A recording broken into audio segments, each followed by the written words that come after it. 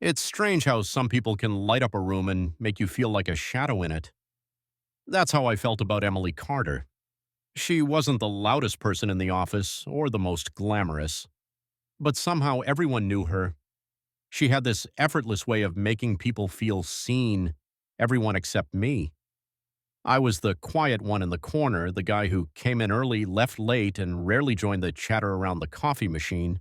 My job in it didn't exactly make me the center of attention, and in an office where team spirit meant after-work drinks and group selfies, I was just invisible, or at least I thought I was. It was a Tuesday, the kind of gray, rainy day that soaks through your mood. The office heating had gone out again, and I was fixing one of the marketing department's computers. Emily was standing a few desks away, laughing with her team. I remember thinking, she probably doesn't even know I exist. Then she turned around, and for the first time, our eyes met. "Hey," she said, walking over, her voice softer than I expected. "You're, the IT guy, right?" "Yeah," I mumbled, pretending to check a cable. There was a pause. She smiled. "What's your name?" It caught me completely off guard. Nobody had ever asked that. Not once in the 2 years I'd worked there. Daniel?" I said. "Daniel Price." She grinned like she'd just discovered something important. "Well, hi, Daniel Price. I'm Emily. It's nice to actually meet you." That actually stuck with me. Over the next few weeks, Emily did something no one else had ever done. She noticed me. She'd wave when I walked in, leave a sticky note saying, "Thanks for the quick fix." After I repaired her laptop once, she even saved me a slice of birthday cake from a party I didn't even know was happening. It sounds small, but when you've been invisible for a long time, small things feel enormous. Then one Friday afternoon, just before closing time, I found her sitting alone in the break room. Her usual bright energy was gone.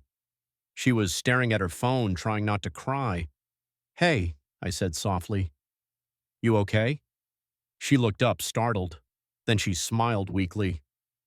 "You ever have one of those days where everything just breaks?" I nodded.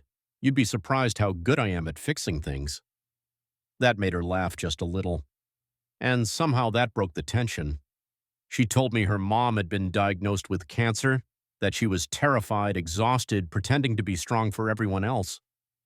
I didn't say much, I just listened. When she was done, she whispered, "Thank you, Daniel." I didn't realize how much I needed someone to just be here. From that day on, we became friends, real ones. We'd grab lunch, share playlists, send dumb memes during meetings.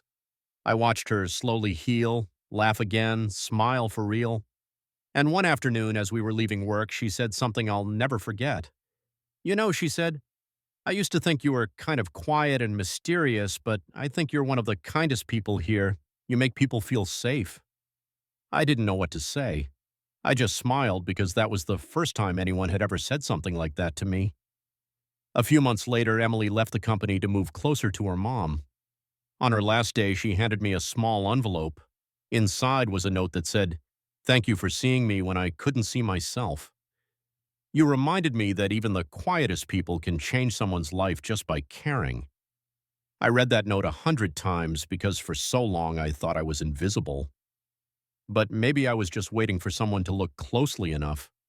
And maybe that's the thing about kindness. It's quiet, but it never goes unseen, moral. Sometimes it only takes one genuine question, one, "What is your name?" to remind someone that they matter. Because the smallest act of recognition can change a person's entire "I thought I was invisible to her" until she asked.